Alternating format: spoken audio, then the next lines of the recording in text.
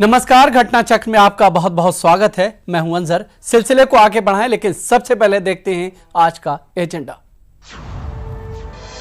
BJP में फिर दिखी नरेंद्र मोदी की तानाशाही। संजय जोशी ने पार्टी से दिया इस्तीफा।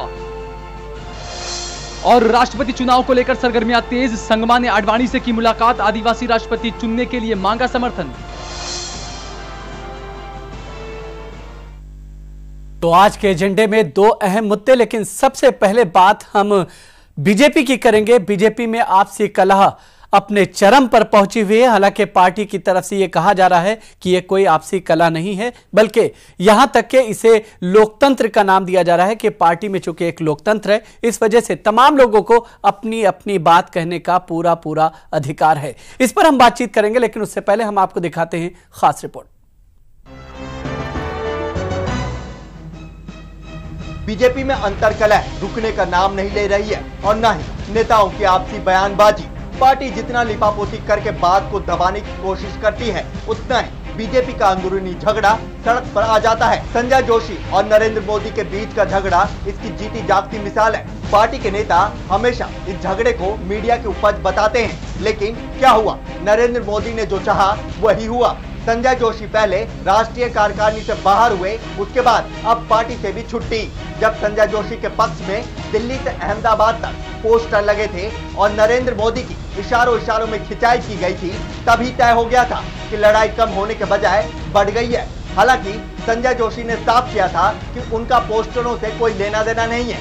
सूत्रों के मुताबिक बताया जा रहा है कि नरेंद्र मोदी पोस्टर लगने से बहुत नाराज थे और पार्टी हाईकमान को अल्टीमेटम दे दिया था कि अब पार्टी में या जोशी रहेंगे या वो, और नरेंद्र मोदी की ही चली।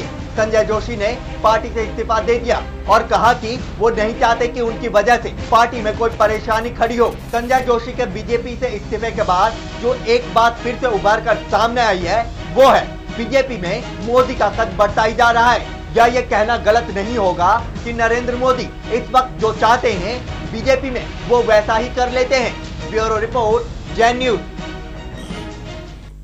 तो नरेंद्र मोदी जो कुछ चाहते हैं उसी हिसाब से सब कुछ पार्टी में हो रहा है। यह भी कहा जा रहा है कि जिस तरह से इस वक्त नरेंद्र मोदी का जो व्यवहार है और पार्टी जिस तरह से उनके सामने नतमस्तक नजर आ रही है, कहीं ना कहीं मोदी का कद बराबर बढ़ता जा रहा है और इसी चीज को लेकर के कहीं ना कहीं पार्टी के अंदर इस तरह की कलह नजर भी आ रही है। इस पर बातचीत करें, लेकिन सबसे पहले हम आपको दिखाते हैं बीजेपी की तरफ से क्या कुछ कहा गया है संजय जोशी के इस्तीफे को लेकर। श्री संजय जोशी द्वारा पार्टी से मुक्त करने का अनुरोध किया गया, जिसे पार्टी अध्यक्ष नितिन गडकरी जी ने स्वीकार किया है।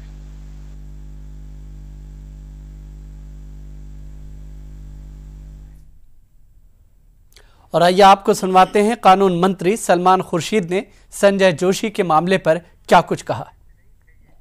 तब आती है जब समंदर के नीचे कहीं पर भूकंप आता है तो वो पता नहीं चलता है। जब तक वो सुनामी की वेव्स जो है वो आकर फिर कहीं शोर पर आकर नहीं लड़ती है, तब तक पता नहीं चलता है। अब आप सुनामी देखते रहिए।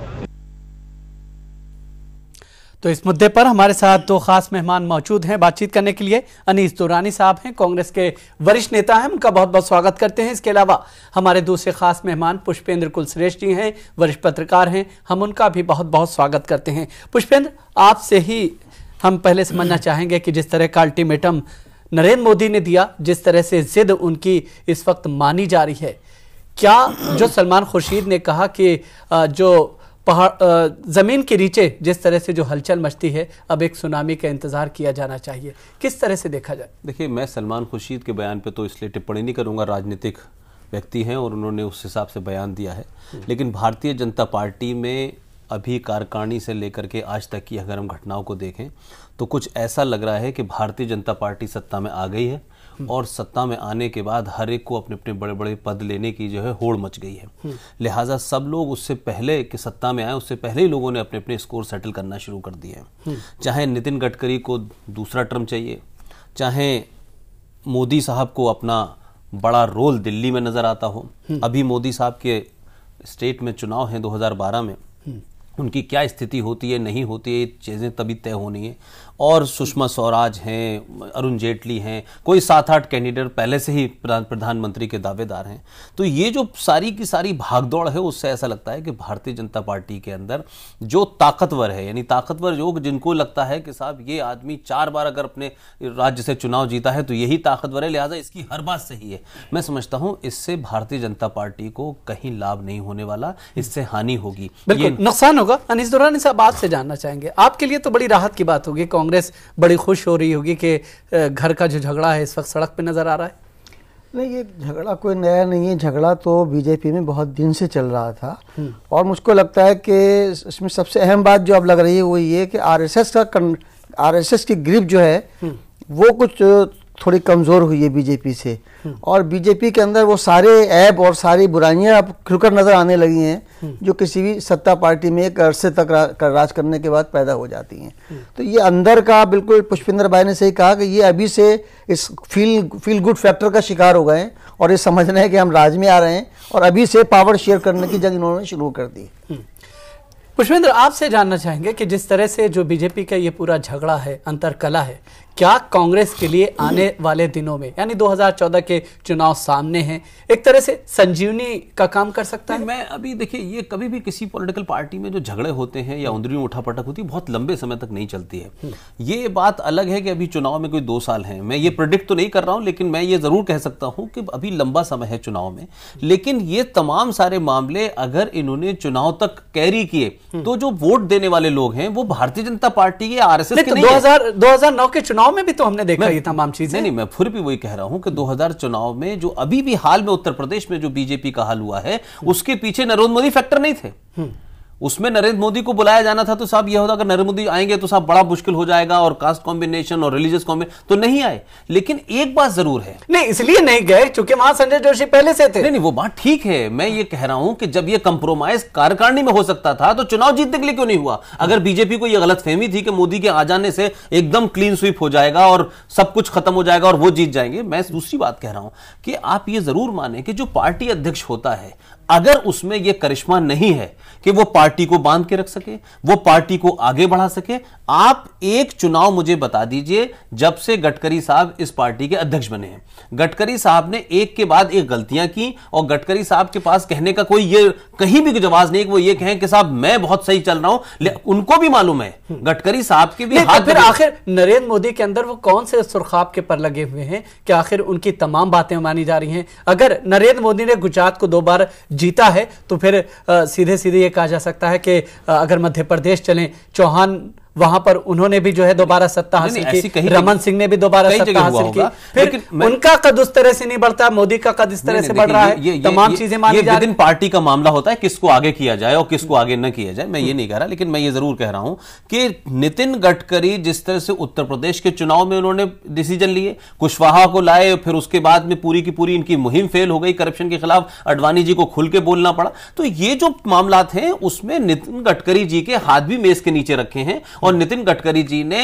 संजय जोशी को अगर मोदी के कहने पे कि नहीं पहले इसको आप वहां से हटाइए और अब पार्टी से निकालिए, तो यह भी आप देखें कि नितिन, जहां नरेंद्र मोदी तानाशाही रवैया अपना रहे हैं या ये कह रहे हैं कि मैं नहीं तो कोई नहीं, अगर ये बात है तो क्या नितिन गडकरी की मजबूरी है? नितिन गडकरी को दिसंबर में दूसरी बार अपने आप को अध्यक्ष बनवाना है। अब जो अमेंडमेंट हुआ है वो अमेंडमेंट तो हो गया, लेकिन यह तय नहीं हुआ है कि आप ही होंगे, तो उसमें नरेंद्र मोदी की जरूरत है। तो क्या भारतीय जनता पार्टी का अध्यक्ष या बड़े नेता अपने अपने पदों को बनाए रखने के लिए इस किस्म के कंप्रोमाइज कर रहे हैं जिसमें पार्टी का भट्टा बैठ रहा है, या इनको ऐसा लग रहा है कि हम किसी बड़े चुनाव के लिए तैयार हैं? वो भारतीय जनता पार्टी में पूरी तरह से नहीं नजर आता है। भारतीय जनता पार्टी के अंदर सुषमा रूट के अलग बैठी हैं, जेटली साहब अलग रूट के बैठे, तो ये सब ये समझ रहे हैं कि सत्ता इनके बिल्कुल सामने आ गई है। बिल्कुल, सत्ता बिल्कुल इनके सामने आ गई। अनीस भाई, आपसे समझना चाहेंगे, अगर देखा राजनीतिक पार्टियां दावा करती हैं कि साहब उनके अंदर जो है लोकतांत्रिक पूरी पद्धति चल रही है, सारा सिस्टम लोकतांत्रिक तरीके से चल रहा है,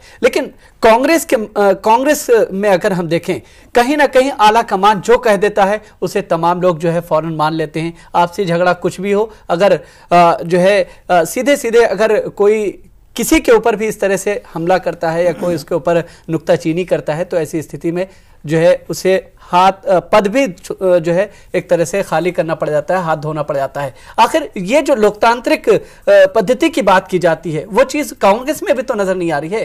कांग्रेस किस तरह से उस चीज को कह सकती है कि हमारे अंदर लोकतांत्रिक चीजें हैं? नहीं, देखिए जिस तरह से अब ये एक्सप्रेशन हुआ संजय, नहीं एक्सप्रेशन देखिए, आप इस चीज को समझने की कोशिश कीजिए ना कि बीजेपी में सुशील मोदी ने सीधे सीधे एल.के. आडवाणी के ऊपर जो है हमला बोला, साफ उन्होंने कहा कि भाई मैं आपकी बात से सहमत नहीं हूं। ये एक जमहूरी तरीका था, लेकिन आपके यहाँ अगर इस तरह से कोई अगर कुछ बोल दे तो पता चलो वो पार्टी से बाहर। नहीं ऐसा नहीं हो तो बताइए किसको कैसे पार्टी से बाहर किया गया? हमारे यहाँ भी कांग्रेस वर्किंग कमेटी जब होती है उसमें डिफरेंट ओपिनियंस होती हैं, लेकिन हमारे यहाँ कंसेंसस की मशीन तो कोई नहीं बोलता। नहीं बोलते हैं, खुलकर बोलते हैं। वर्किंग कमेटी की आपके प्रोसीडिंग थोड़ी पब्लिकली होती है, लेकिन पॉलिसी मैटर के ऊपर आपस में बात होती है, खुलकर बात होती है, चर्चा होती है, और एक हमारी नीति है कंसेंसस पैदा हमारे किया जाता है और फिर उसके ऊपर सब फॉलो करते हैं इसके अंदर। लेकिन इस तरीके से जिस तरह से सड़कों पे ये जंग अब लड़ी जा रही है बीजेपी के अंदर, ऐसा ये लोकतंत्र नहीं है, बल्कि ये तो अपॉर्चुनिज्म है प्योरली, जिसमें हर एक दूसरे से कपड़े फाड़कर आगे बढ़ने की कोशिश की जा रही है। जिस तरह की बात जो है कह रहे हैं, आपसे कह रहा हूं कि अंजर भाई, क्या कांग्रेस पार्टी के अंदर किसी ने एक बात जो बात सच बोली आपने वो ये कि क्या किसी ने सोनिया गांधी की लीडरशिप पे सवाल उठाया आज तक? अरे राहुल गांधी ने एक्सेप्ट किया कि हम हार गए, बावजूद इसके जो मैं पार्टी प्रेसिडेंट की बात कर रहा हूं। राहुल गांधी सिर्फ उनके बेटे हैं और मेंबर ऑफ पार्लियामेंट हैं। आप दो बातों को समझें, सोनिया गांधी पे किसने सवाल उठाया आज तक, और सोनिया गांधी पे जिन लोगों ने सवाल उठाया क्या वो पार्टी से बाहर नहीं हुए? क्या शरद पवार ने एनसीपी नहीं बनाई? क्या पीएस संगमा बाहर नहीं हुए? कौन से लोगों ने उठाया? क्या नरसिम्हा राव के जमाने आप नहीं जानते हैं कि कांग्रेस की क्या स्थिति हुई? क्या आप नहीं जानते हैं कि नरसिम्हा राव के मरने के बाद 24 अकबर रोड के अंदर यार अंतुले पार्टी की नीतियों से हट करके बोले आज उनका नाम लेने वाला कोई नहीं। मैं ये कह रहा हूं कि देखिए हमारे किसी को मैं पूरी बात करूं, मैं कह रहा हूं निकाला नहीं गया। एनसीपी बनी किस बुनियाद पे बनी? पार्टी आला कमान की उनकी नेशनलिटी पे सवाल उठाया, पीएस संगमा इसलिए बाहर हो गए। बहुत बड़े लीडर थे पीएस संगमा का, और आज तक एक्सेप्ट नहीं किया गया। क्या एनसीपी में शरद पवार बाहर नहीं हुए? और सवाल मेरा कहने का सेंस ये नहीं है, मैं ये कंपैरिजन नहीं कर रहा हूं कि कांग्रेस में लोकतंत्र बहुत कम है और इसमें कम है, लेकिन आप एक सिचुएशन क्रिएट करते हैं जहां उस पर सवाल ही नहीं उठाते, तो लोकतंत्र की बात नहीं। और मैं ये भी नहीं कह रहा कि भारतीय जनता पार्टी में जो कुछ खुला तांडव हो रहा है इसको ये लोकतंत्र का नाम देके ये कहें कि नहीं हमारे यहाँ लोकतंत्र है। सवाल यही है ना, हमारे यहाँ तो मामला ये जतिंदर प्रसाद जी सोनिया जी के खिलाफ इलेक्शन लड़ते हैं। ऐसा नहीं है हमारे यहाँ कि बिल्कुल तानाशाही हो। इलेक्शन हुआ, जतिंदर प्रसाद जी इलेक्शन लड़े, भले इनको सहमत लोगों की न मिल पाई, लेकिन उसमें लोकतांत्रिक की बात है कि आज उनके बेटे हमारे केंद्र के अंदर मंत्री भी हैं। तो हमारे यहाँ ऐसी चीजों को ऐसा नहीं है कि कोई दिल से लगा कर बैठे या कोई जातियत का सवाल हो। असूली लड़ाई होती है, असूली डिफरेंस ऑफ ओपिनियन होता है, उसको सॉर्ट आउट कर लिया जाता है। लेकिन पुष्प में जिस तरह से देखा जाए, लाल कृष्ण आडवाणी को लेकर के सुशील मोदी ने सीधे सीधे कहा कि भाई हम आपकी बातों से सहमत नजर नहीं आते, और पार्टी में जिस तरह से आपने कहा कि एक तरह मायूसी का माहौल है, वो चीज़ हम नहीं मानते। तमाम लोग जो है जोश से लबरेज है, पूरी तरह से उनके अंदर एक जोश है। अगर देखा जाए ये जिस तरह से यहाँ पर हमला किया है एक आला नेतृत्व के ऊपर, पार्टी में एक लोकतंत्र कहीं ना कहीं इस लोकतंत्र ही है जिसकी वजह से इस तरह से चीजें हो। अंजर में ऐसे लोकतंत्र का नाम देके अगर भारतीय जनता पार्टी अपना मुंह छुपाना चाहती है तो मैं तैयार नहीं उस बात को मानने के लिए। मेरा कहना यह है कि पार्टी इन पावर में कौन है। जिस तरह से आज बीपी मौर्य ने ये रामदेव के पैर छूने को लेकर के गडकरी को बिल्कुल फटकार लगाई है और कहा कि हम इस बात से एग्री नहीं करते। संघप्रिय गौतम, इसमें तो मैं कुछ हद तक मानता हूं कि लोकतंत्र है, क्योंकि वो अध्यक्ष हैं और वो पार्टी में है और अध्यक्ष के खिलाफ बोले।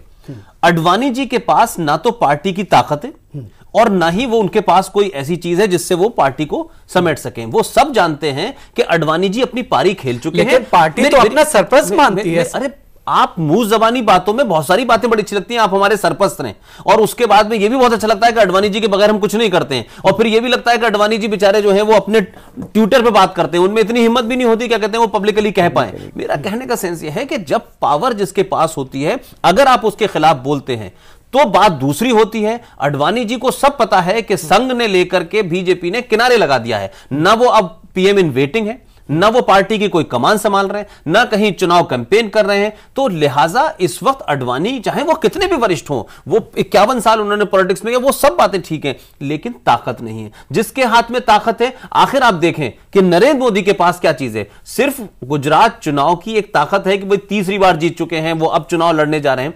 मैं कहता हूं कि नरेंद्र मोदी कितने बड़े हैं और कितना भारतीय जनता पार्टी को उनसे फायदा हो जाएगा, और गुजरात के बाहर नरेंद्र मोदी बीजेपी को कितना फायदा दिला पाएंगे, ये अभी जो चुनाव उनके राज्य में होने वाले हैं उससे निपट ले। उसके बाद ये गलतफहमी भारतीय जनता पार्टी को, उस लॉबी को जो खासतौर से नरेंद्र मोदी को ये प्रोजेक्ट कर रहा है कि नहीं, नरेंद्र मोदी के बगैर भारतीय जनता पार्टी चुनाव के बाद अगर चुनाव जीतते हैं तो उसके बाद तस्वीर और ज्यादा बदलेगी, और ज्यादा मैंने वही कहा ना, चीजें तय हो जाएंगी। और फिर यह भी तय हो जाएगा कि भारतीय जनता पार्टी में जो पावरफुल है, जो अपने स्टेट को जिता सकता है, जिसका करिश्मा ये क्रिएट किया गया। मैं ये पूछना चाहता हूं कि ये पिछले कई सालों से चल रहा है कि नरेंद्र मोदी करिश्मेटिक हैं और प्रधानमंत्री के कैंडिडेट, अरे भाई देश तय करेगा प्रधानमंत्री का कैंडिडेट कि भारतीय जनता पार्टी तय करेगी? राहुल गांधी को प्रेसिडेंट प्राइम मिनिस्टर बनाया जाए, देश तय करेगा या कांग्रेस तय करेगी? जो सत्ता में आएगा जीतेगा वो तय करेगा। पहले भारतीय जनता सत्ता में तो आ जाए कि वो कैंडिडेट बनने लायक है। ये कोई क्वालिफिकेशन है? या क्या अटल बिहारी वाजपेयी के पास क्वालिफिकेशन थी, या मनमोहन सिंह जी के पास क्वालिफिकेशन थी? अगर मोदी को एज ए पीएम प्रोजेक्ट किया जाता है तो कांग्रेस के लिए एक राहत की बात होगी, क्योंकि इससे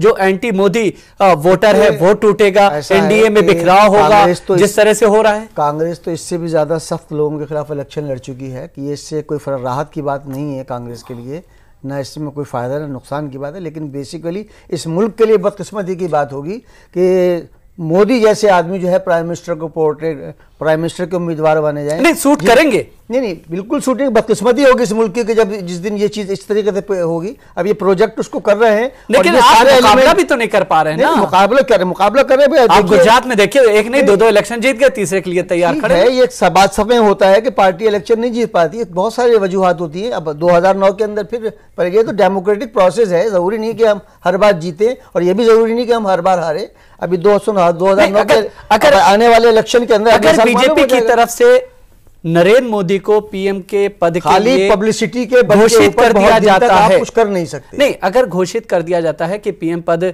के उम्मीदवार होंगे नरेंद्र मोदी, क्या कांग्रेस फाइट करने के लिए तैयार है? बिल्कुल तैयार है। कांग्रेस कोई भी हो, कांग्रेस तो पार्टी है, 125 साल पुरानी पार्टी है। कांग्रेस कोई भी हर एक से लड़ने के लिए तैयार है डेमोक्रेटिक तौर पर, इसमें कोई दिक्कत की बात नहीं है। अगर मैं आपकी बात को अगर आगे बढ़ाऊं, आप ये न कहें कि नरेंद्र मोदी को बीजेपी अगर अपना कैंडिडेट प्रधानमंत्री का अनाउंस कर दे तो कांग्रेस को फायदा होगा, ये न कहें, बल्कि इसको कहें कि अगर कांग्रेस पार्टी राहुल गांधी को अनाउंस कर दे कि हमारा प्राइम मिनिस्टर का कैंडिडेट, तो नरेंद्र मोदी को जरूर फायदा होगा। क्योंकि राहुल गांधी अभी तक ये साबित नहीं कर पाए हैं जो कि चल रहा है। ये मीडिया की बात कही जा रही है, तो मीडिया की बात नरेंद्र मोदी के लिए भी कही जा रही है। बीच में कंपेयर भी किया गया दोनों का। वही मैं कह रहा हूं कि अगर ये कंपैरिजन चाहे मीडिया कर रहा है या पार्टी कर रही है, कोई भी कर रहा है, लेकिन एक सतह पर कहीं बात यह है, तो राहुल गांधी ने अपने चुनाव के अलावा अपनी कॉन्स्टिट्यूंसी में लोगों को हरवाया। पूरा यूपी का चुनाव जीरो है, जहां जाते हैं बिहार के चुनाव में वो देख चुके हैं। नरेंद्र मोदी अच्छे हैं, बुरे हैं, कम्युनल हैं और एंटी मुस्लिम है, वो एक अलग छवि है। लेकिन नरेंद्र मोदी ने चुनाव 2 बार जीता है, तीसरी बार लड़ने जा रहे हैं। इसमें यह फर्क है। अगर कांग्रेस राहुल गांधी को अपना कैंडिडेट अनाउंस करे कि हमारे ये कैंडिडेट होंगे, तो नरेंद्र मोदी को इस देश में जरूर फायदा होगा। अनिस भाई क्या कहेंगे?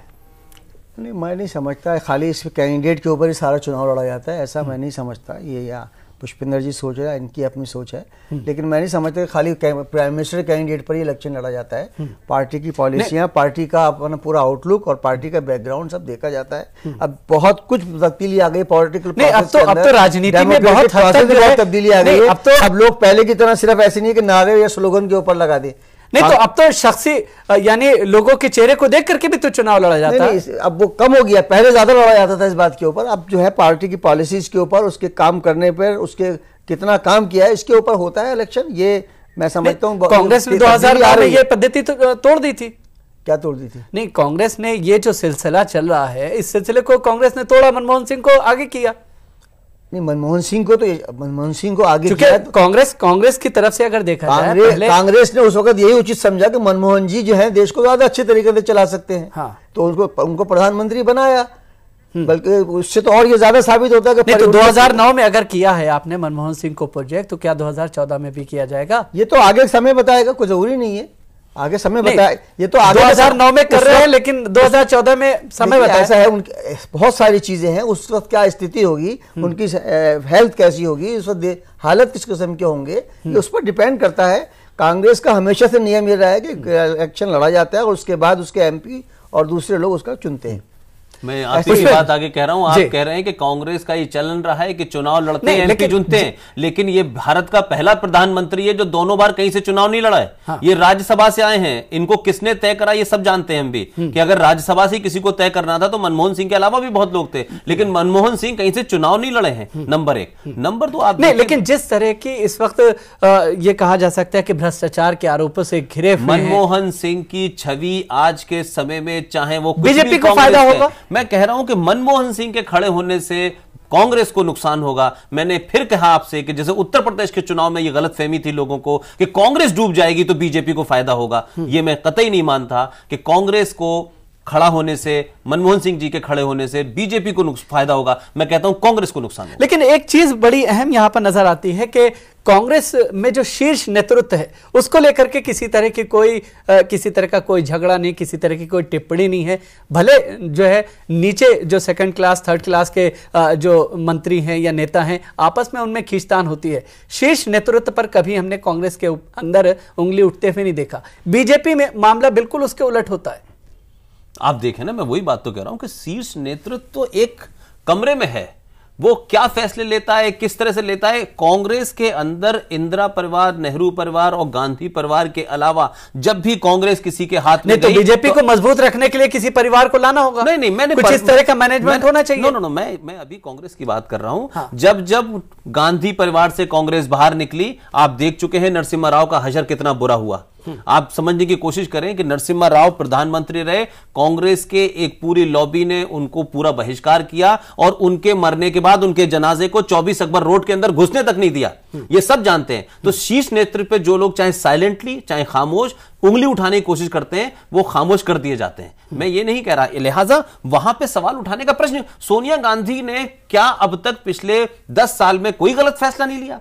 अब कह रहे हैं मेरे बड़े भाई कि हमारी सीडब्ल्यूसी की मीटिंग के अंदर होता। अरे सीडब्ल्यूसी की मीटिंग के अंदर किसको पता है? तो लोकतंत्र हमें क्या मालूम किसके अंदर किसने क्या कहा? वो बात आप कह रहे हैं कि और दूसरे जो लड़ रहे हैं वो सड़कों पे लड़ रहे हैं। अरे भाई, लोग पब्लिक को तो पता चले कि कौन आदमी किसके विरोध में क्या बात कह रहा है और क्यों कह रहा है। कोई क्रिटिसिज्म नहीं होगा, क्रिटिसिज्म होगा। पब्लिक को पता चले, उसी से तो ये पब्लिक को जो पता चल रहा है उसी तरह से पता चल रहा है ना जो बीजेपी हो रहा है। इसीलिए ज्यादा बेहतर तरीका ये होता है कमरे में बैठ के डिसाइड करें और एक पॉलिसी तय करें और उस पर अमल करें। तो कांग्रेस जो है इस हिसाब से चलती है, अपनी कांग्रेस इस हिसाब से नहीं चलती कि अपने झगड़ों को सड़कों पर लेकर आए।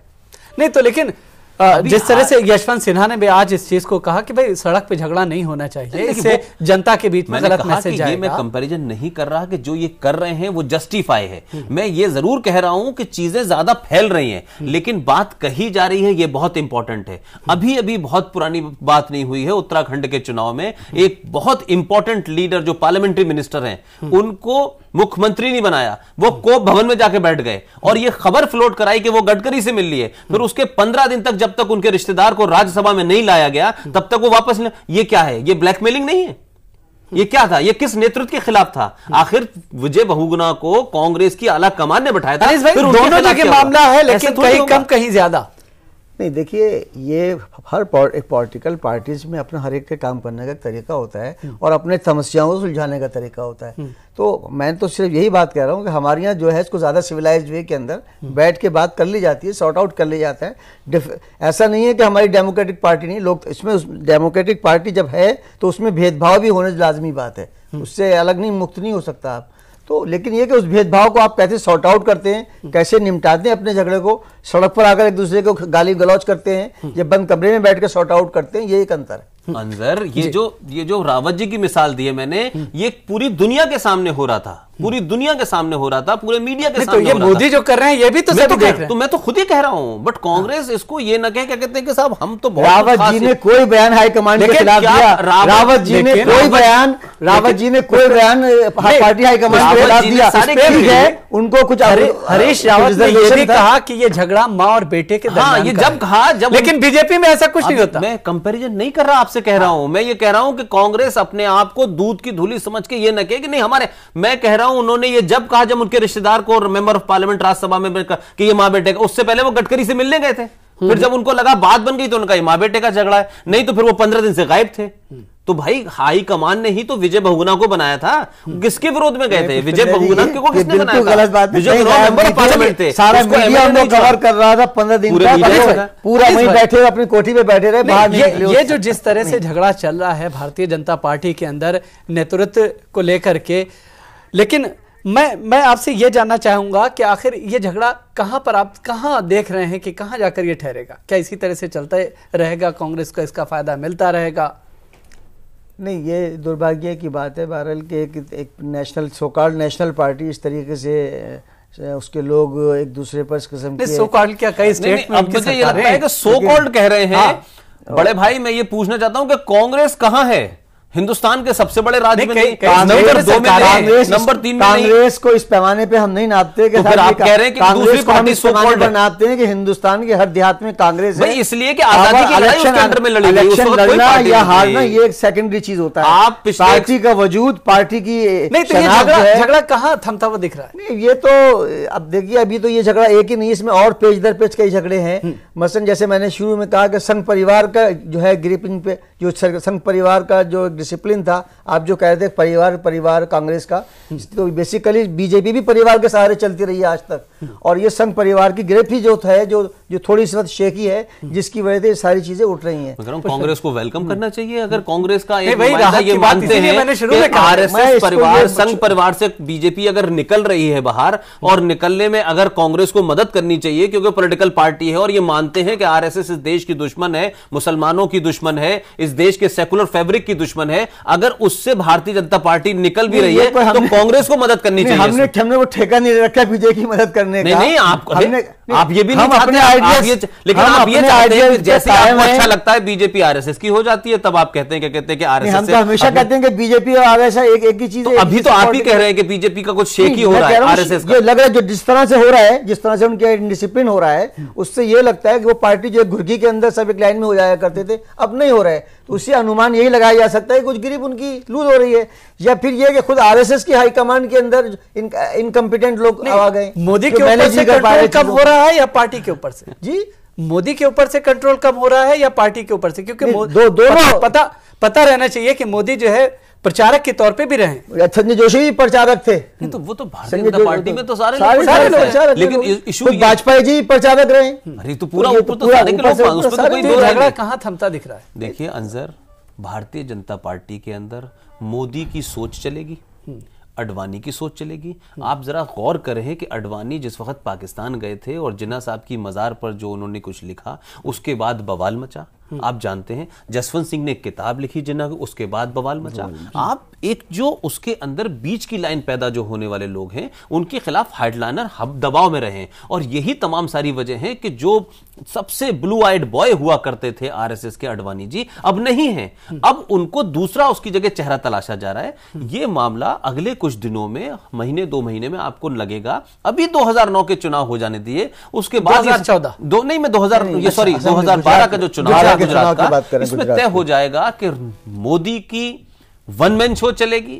मोदी ने जो राजनीति गुजरात में बनाई है, मोदी ने जो लेबोरेटरी गुजरात में तय की है, वो पूरे देश में होगी। क्या मोदी की इस पॉलिसी को एनडीए के पार्टनर एक्सेप्ट करेंगे? ये सिलसिला अभी थमेगा नहीं, ये चलेगा। और कुछ दिन के बाद, तो इस चुनाव के बाद मोदी की क्या स्थिति होगी, ये 2000 दिसंबर 12 के चुनाव के बाद तय होगा। उसके बाद भारतीय जनता पार्टी में जो सॉफ्ट लाइनर हैं वो अपने हाशिए पे खड़े होंगे, जो हार्ड लाइनर अपने हाशिए पे खड़े होंगे, और देश तय करेगा कि इनमें से किसको जिताया जाए, किसको न जिताया। चलिए, समय हो गया एक छोटे से ब्रेक का। ब्रेक के बाद जब वापस लौटेंगे तो बात करेंगे राष्ट्रपति पद पर रेस कौन आके चल रहा है, कौन पीछे है। इसके अलावा यह भी जानने की कोशिश करेंगे कि आखिर क्या कुछ इसमें चुनाव और क्या कुछ गणित बैठाया जा रहा है। एक छोटे से ब्रेक के बाद।